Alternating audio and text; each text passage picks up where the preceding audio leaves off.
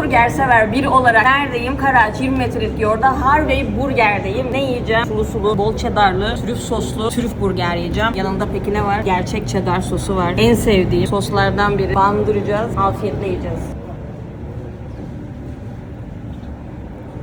Efsane. Şu ana kadar çok iyi gidiyoruz. Et sulu sulu. Her şey tam kıvamlı. Tam istediğim gibi.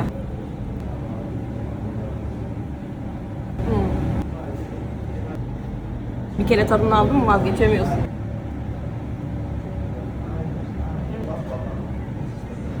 Bitecek diye üzülürsün. Şöyle son dokunuş olarak.